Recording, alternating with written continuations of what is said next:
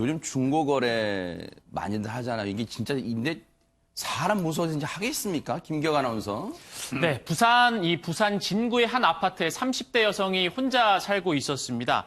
그런데 이 평범하게 직장 생활을 하던 이 여성이 지난 20일 갑자기 직장 동료들과 가족들에게 문자를 남깁니다. 뭐라고요? 급한 일이 생겨서 당분간 연락이 어려울 것 같다라는 문자를 남기고 그 이후로는 연락이 안 됐는데요. 네. 이제 해당 메시지를 당연히 가족들과 직장 동료들이 이상하게 여긴 겁니다. 아니 이럴 사람이 아닌데 갑자기 직장도 출근을 안 하니까요.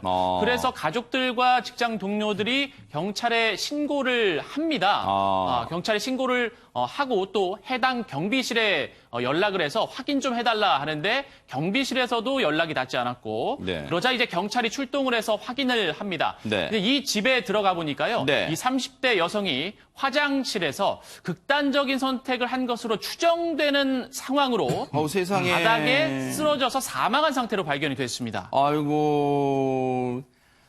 뭔가 문자가 가족하고 동료한테 뭔가 이런 급한 일이 생겨서 당분간 연락이 어려울 것 같다. 뭔가 느낌이 이상했을 텐데 정말로 가봤더니 극단적 상황한 것으로 보이는 그런 상태였대요. 목숨을 쓰러진 채 발견됐대요. 아니 이건 진짜 그러면 김복준 의원님 실제로 뭔가 사연이 있었던 걸까요? 이 여성은? 아니, 지금까지 설명한 내용으로 보면 극단적인 선택으로 보기가 쉽죠. 이 여성이 그 가족과 직장에다가 급한 일이 있어서 당분간 연락이 안 된다. 네. 그 이후에 경찰이 들어가 보니까 화장실 쪽에 쓰러져 있더라. 그래서 이건 극단적인 선택일 수도 있겠다 이렇게 생각할 수 있겠죠. 그런데요. 네. 경찰이 현장에 들어가면 그 쓰러져 있는 사람을 그 육안 감시라고 눈으로도 그 1차 검시를 해요. 그런데 거기서 봤을 때 이거는 극단적 선택 정황이 아니었던 겁니다. 왜요? 아마 둔기에 의한 공격흔 같은 게 보였던 것 같습니다. 그렇다면 이거는 극단적인 선택으로 단정하고 갈 수는 없겠다 해가지고 경찰이 이제 수사에 착수를 했는데 이런 경우에 경찰이 수사에 착수하는 건 이제 이런 그 원리가 좀 작용해요. 뭘까요? 자, 어떤 살인 사건이 발생했다고 쳐요. 네. 사람이 사망한 살인 사건이 발생하면 그 희생당한 사람이 가장 마지막에 본 사람이 범인일 가능성이 많죠. 네. 그래서 이 죽은 사람이 가장 마지막에 본 사람을 찾는 작업이 이 살인 사건의 시작입니다. 같이 있었을 정황이 있으니까. 죽기 직전에 본 사람이 가해자일 가능성이 제일 많잖아요. 그래서 경찰이 이것저것 찾아보다 보니까 20대의 남성과 이 여성이 중고거래 사이트를 통해서 이 여성이 그 이사하고자 하면서 내놨던 소파, 그거를 사기로 했다는 그런 이 정황이 오고 간 게 드러났어요. 그러니까 당연히 경찰은 이 남성을 찾겠지요.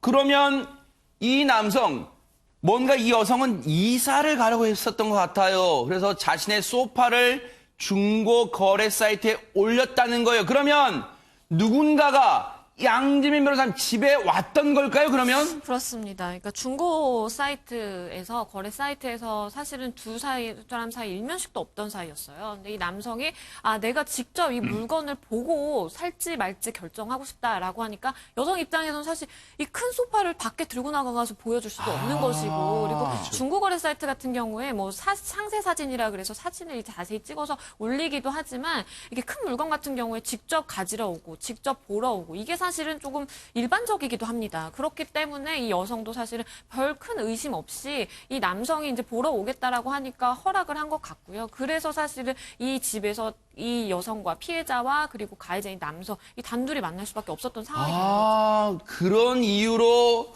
일면식도 없는 남성 중고 거래 사이트에 올린 글을 보고 이 남성이 접근을 했나 봐요. 그랬더니 직접 보고 싶다 했나 봐요. 집까지 오게 됐던 것 같아요. 김기혁 아나운서, 그럼 집에서 대체 무슨 일이 있었던 거예요, 그러면? 예, 이 남성이 찾아갔을 때는 이 30대 여성은 혼자 살고 있었기 때문에 그 집에서도 혼자 있는 상태였습니다. 그런데 이 소파 상태를 확인하러 오겠다던 이 남성이 집에 들어가서 둔기로 여성을 살해를 하게 되는데요.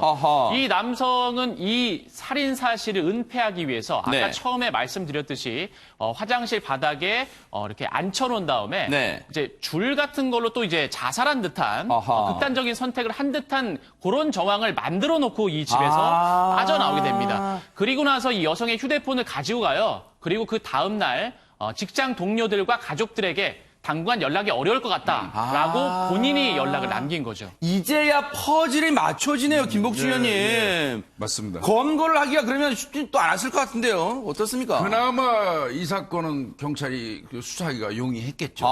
일단은 중고거래 사이트를 통해서 이 여성과 통화를 한 흔적이 있기 때문에 추적하는 건 유리했을 겁니다. 그러나 네. 그게 중요한 게 아니고 누가 살해했는지가 중요한 게 아니고요. 네네. 빨리 이 남성을 검거를 해야 되잖아요. 그러네요. 그러니까 경찰이 그 현장 주변 폐쇄 회로를 연장하면서 분석을 했어요. 네. 그래서 동선을 쭉 따라가가지고 이틀 만에 그러니까 23일이죠. 네. 이 해당 남성을 검거한 겁니다. 붙잡힌 남성 대체 아니 박지훈 변호사님 네. 대체 왜 이런 끔찍한 일을 저지른 거예요? 그럼 이 남성 구체적인 어떤 범행 동기는 또다시 좀 얘기를 더 들어봐야 되겠지만 일단 경찰 조사 결과 이 남성은 이 여성하고 중고 그 가구 거래 관련해서 좀 돈을 좀 싸게 해달라고 요청을 했다고 합니다. 그 과정에서 여성이 좀 무시를 했고 네. 무시를 해서 이제 한번 몇 대를 때렸는데 네. 나중에 여성이 이제 넘어진 후에도 폭행을 멈추지 않고 그 이후에 둔기로 폭행을 한 다음에 사망하게 됐다. 네. 이렇게 설명을 하고 있습니다. 아니 그 무시한다는 이유로 살인 저지르는 게 최근에 몇 건 그 뭐 장대호였나요? 몇 건도 했습니다만 무시한다는 게 사람을 죽게 만들 정도로 이렇게 큰 건가요? 어떻습니까? 전혀 아니죠. 이게 말이 안 되는 얘기죠. 무시한다고 사람을 죽이면 뭐 많은 사람이 그렇게 되지 않겠어요? 아니 세상에서 물론 무시하는 것 자체가 좋다고 말씀드리는 게 아니라 그렇다고 하더라도 정상적인 방법으로 문제를 해결해야 되는 거 아니에요? 맞아요. 뭐 반론을 제기하든 아니면 무시한 것에 대해서 이의를 제기하든 이렇게 해야지 사람을 저렇게 때리고 그리고 사람을 살해하기까지 하고 그리고 그걸 은폐하기 위해서 전화기를 그 피해자의 전화기를 여기서 문자 메시지를 보내고 이 정도라고 하면 저분은 정상적인 사회생활하기가 어려운 상황이 아닌가 생각이 들 정도예요. 저렇게 분노를 억제하지 못하고 분노 조절을 못하는 상태라고 하면 사회생활에서 또 다른 형태의 분노 조절 장애로 인한 범죄를 일으킬 가능성이 있는 분이기 때문에 네. 아무리 우발적 살인이라 하더라도 이거는 살인의 동기 자체가 너무 황당하고 웃겨요. 그러니까요. 뭐 무시했다고 사람을 죽인다고 하면 이게 뭐 말이 안 되잖아요. 네. 이거는. 그래서 저거는 엄벌에 처할 필요가 있다는 생각은 듭니다. 김복준 의원님 예. 이 사람 말을 경찰이 예. 고지고대로 다 믿지는 않을 거라고 봅니다. 혹시요 예. 이 남성 예. 애초에 나쁜 마음을 갖고 이 여성 집에 간 건 아닐까요? 경찰 입장에서는 여러 가지 가능성을 두고 수사를 할 겁니다. 조금 전에 최진봉 이 교수님 말씀하신 것처럼 아니 물건값 관련돼서 뭐 서로 얘기하는 과정에서 사람 살해하는 일이 흔한 일이 아니잖아요. 그렇죠. 그래서 경찰에서는 아마 이 남성이 혹시 여성이 혼자 있는 집을 대상으로 해서 금품을 강취하려고 했거나 네. 아니면 그 여성이잖아요. 네. 혼자 있는 성범죄를 목적으로 했거나 아하. 이런 거 등 가능성도 따져봐야 되고요. 네. 그다음에 경찰이 아마 제일 먼저 따져봐야 될 거는 이 중고거래 사이트를 통해서 이 남성이 단지 이 여성한테만 전화를 한 건지 아하. 다른 사람한테도 소파 사려고 여기저기 이 전화한 기록 같은 게 있는 건지 네. 그리고 또 실제로 이 남성이 소파가 필요했는지 아하. 이런 것도 경찰이 아마 확인을 해봐야 될 겁니다. 네. 이 남성은 중죄를 피할 수 없을 것 같은데요. 박지훈 변호사님 어떻습니까? 네, 살인죄가 성립하면 살인죄, 사형, 무기징역 5년 이상의 징역에 처할 수 있는데 범행 동기가 양형요소 중에 가장 중요합니다. 본인은 지금 우발적으로 얘기를 했지만 김복준 의원이 지금 좀 지적한 것처럼 다른 목적, 면식이 있는지 또 성폭행의 목적이 있는지 강도의 목적이 있는지 이런 것들을 파악한 다음에 만약 다른 목적이 있다 그러면 더 중하게 처벌받을 것으로 보입니다. 그러니까요. 근데 혹시 김복준 의원님 예. 이 방송 보고 계신 예. 분들을 위해서 예. 요즘 중고거래가 활발하게 이루어지고 있습니다. 그만큼 그에 반해서 조심해야 할 점도 많잖아요.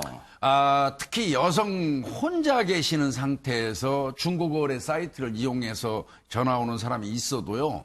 남성을 혼자 집으로 들이는 일은 없어야 됩니다. 아, 그러네. 만약에 이 남성이 이번 경우처럼 소파를 보러 온다 그러면 옆에 이웃이라도 불러서 같이 있는 상태에서 사람을 받는 게 맞습니다. 네. 그래서 여성 혼자 있을 때 이 남성 거래 관계를 위해서도 이 드리면 한데요. 네. 이 사건 전에 예전에 제가 했던 사건이 있는데요.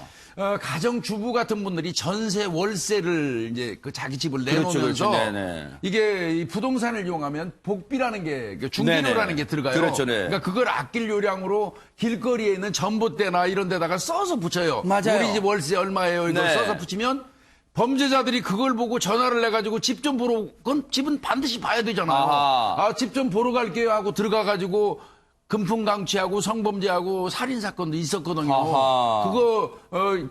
그것처럼 이것도 얼마든지 그럴 가능성이 그러네요. 있는 거 아니겠습니까? 네. 그래서 절대 네. 아무리 어떤 거래 사이트를 통한 연락 서로 네. 주고받았어도 남성을 여성 혼자서 집에 들이는 일은 그러네요. 하지 말아야 됩니다. 아무리 급하게 이사 등 어떤 일로 급하게 물건을 처리하고 싶다 하더라도요. 지금 말씀해 주신 그 요령 반드시 숙지해서 실천해 주시기를 부탁을 드리겠습니다. 그게 범죄를 막는 예방 요령이라고 생각이 듭니다.